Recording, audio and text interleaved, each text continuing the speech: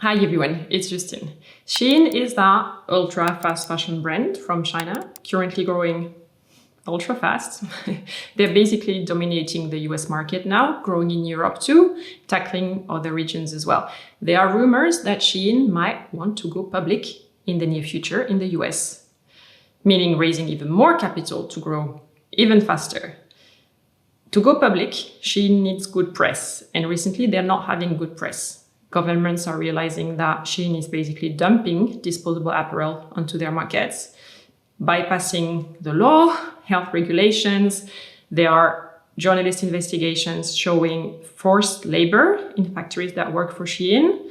There is a Greenpeace lab report showing that Shein clothes contain sometimes harmful chemicals at levels above what's legal in the EU. All that doesn't look good for some potential investors, I'm guessing. And so Shein needs a good marketing strategy, a good PR plan to get better press. Let's do an influencer trip, they said. Let's invite influencers to China and show them that the factories are clean, modern, and full of happy factory workers. Operation, seduction, private bus, seated dinner, flowers, city visits, the whole red carpet experience. Shein threw an influencer's dream PR trip. 6 people were invited on that trip. Dani, Marina, Eugenie, Fernanda, Kenya, and Destiny. The trip was documented on social media, of course, both on the influencers' accounts and on Shein accounts. That's the thing about an influencer trip.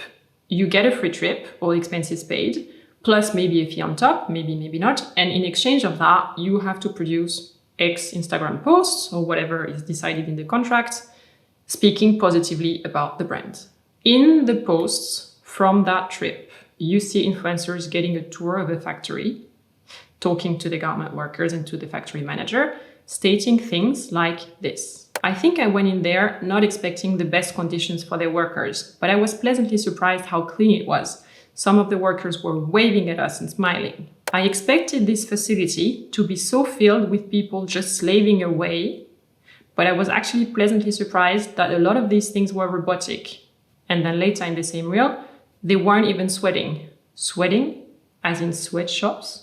I saw people listening to their music. I was like, okay, I do this at home too. The manager, honestly y'all, stood firm on stating there is no child labor involved and they do not support nor participate in it.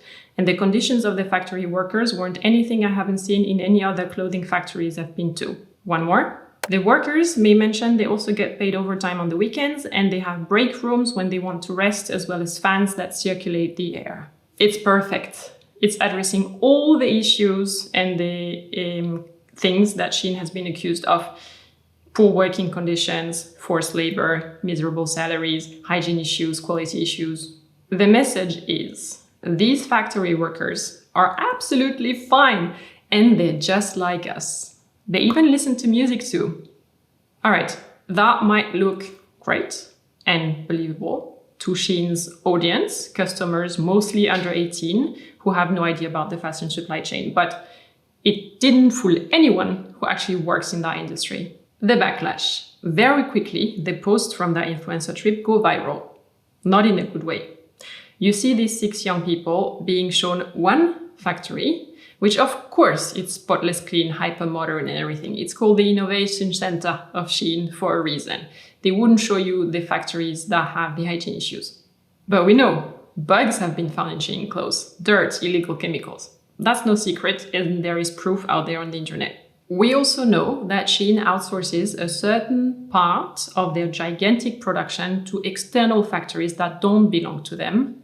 And there are multiple mentions from investigative reports, journalist work, of forced labor and or slave labor in Shein's supply chain. Again, there is information available on the internet if you look for it. They wouldn't take the influencers to the factories that are not theirs and that are operating illegally, would they? There is even one video where you see one man, so putting the pattern pieces on the fabric on a table and cutting around the pattern piece 1 layer of fabric with hand scissors. I found that one very funny. I don't think any fast fashion factory operates like this. In fast fashion, you want to put many layers, as many as possible, on top of each other as you can. And then there is a mechanical knife, not a pair of scissors, coming like from the ceiling and cutting on the table as many layers as possible simultaneously. Otherwise, how could a garment cost $2 in retail? If you think about the minimum wage per hour, and that these cut pieces still need to be sewn and packaged, right? My conclusion is obvious. You'll agree with me on saying that this factory visit is completely staged.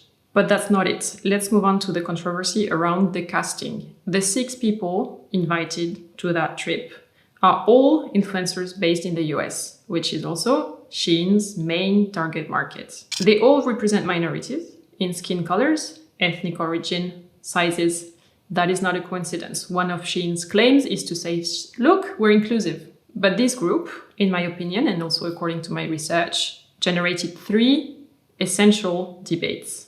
First, it is a known fact that influencers who are not white and slim get underpaid in campaigns like this one or in sponsorship deals in general. So I wonder, did Shein underpay them like they do their garment workers? Or did they pay generously so that the influencers would be much more likely to say whatever the brand wanted them to say? Because if you watch the posts from that trip, you'll notice that some words keep getting repeated, like I was pleasantly surprised seeing the working conditions. I was actually pleasantly surprised. I was pleasantly surprised how clean it was. That is a typical PR strategy. Shein knows that they have a reputation of poor working conditions. They couldn't go and have the influencers say the working conditions are as amazing as I was expecting. They're not that stupid. So instead, they're having them say something like, I was expecting not so good, but I was pleasantly surprised that the working conditions were better than I expected, aka they're good. So clearly the influencers were briefed into what they were supposed to say, which an authentic brand, which has nothing to hide, shouldn't have to do. The second issue that this PR trip raised, and one of the main reasons why the internet went ballistic about it, we have now Reels and Instagram content out there on the internet where you see young Black women saying that Shein is not exploiting garment workers, of which we know that many are women, because that's the way it works in that industry. And we have journalistic investigations exposing that many of these women are from ethnic minorities.